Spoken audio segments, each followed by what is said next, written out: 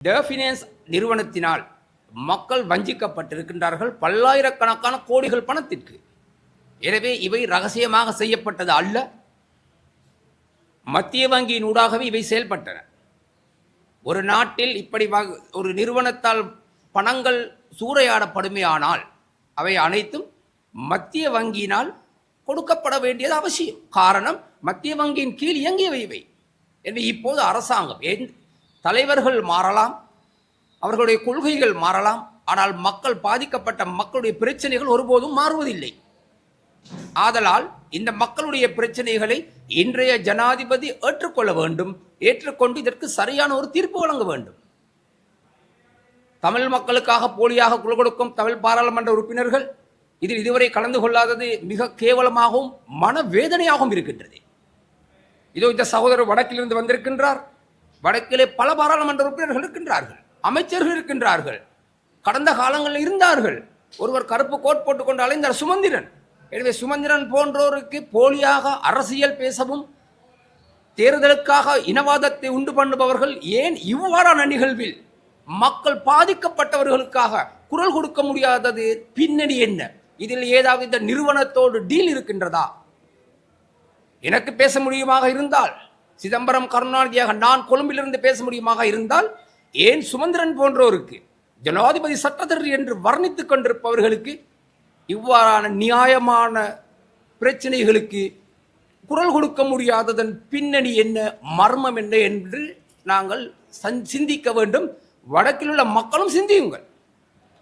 முதலமைச்சர் வேட்பாளர் தேவை என்று பதவிக்காக போலியாக குரல் கொடுப்பவர்கள் ஏன் இந்த மக்களுடைய பிரச்சனை பேசுவதில்லை?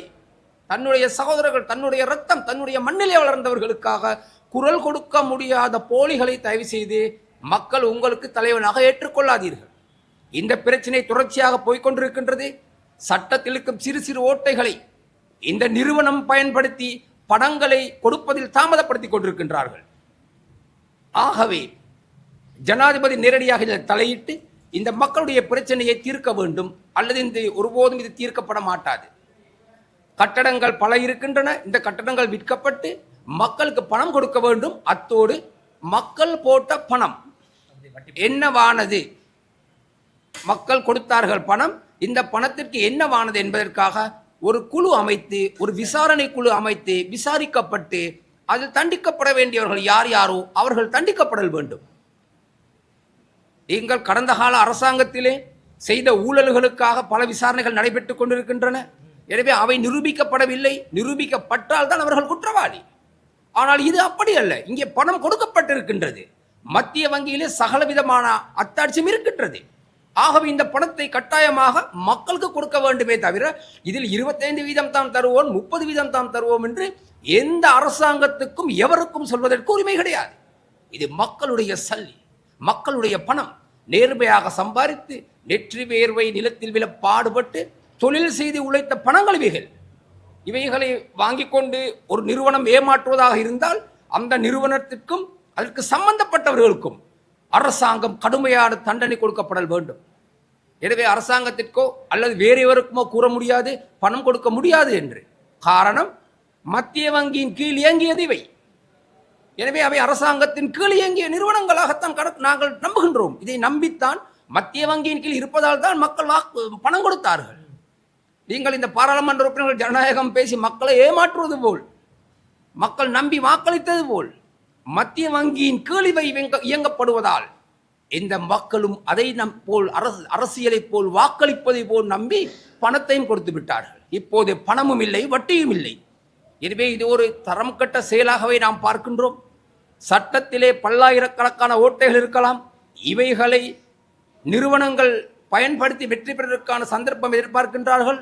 தயவு செய்து கௌரவ ஜனாதிபதி அவர்களே, இந்த மக்களுடைய பிரச்சனையை தீர்ப்பதற்கு நீங்கள் நேரடியாக முன்வர வேண்டும், அல்லது சட்டத்தை மாற்றி அமைக்க வேண்டும். ஏனெனில் எதிர்க்கட்சி ஆதரவு தேவையில்லை. மக்களுடைய பிரச்சனைகளை நீங்கள் நன்கு அறிந்தவர். சுமார் 20-25 ஆண்டு காலம் இந்த சமூகத்துக்காக, இலங்கை வாழ் மக்களுக்காக போராடி பல போராட்டங்களை நடத்தியவர் நீங்கள். ஆதலால் சட்டத்தை மாற்றுவதற்கான அதிகாரம் இன்று 159 பாராளுமன்ற உறுப்பினர்கள் உங்களோடு இருக்கின்றார்கள். இவர்களை வைத்து சட்டத்தை மாற்றி உடனடியாக இந்த மக்களுக்கு ஒரு தீர்வு கிடைக்கும். செய்திகளை உடனுக்குடன் தெரிந்து கொள்ள உடனே சப்ஸ்கிரைப் பண்ணுங்க.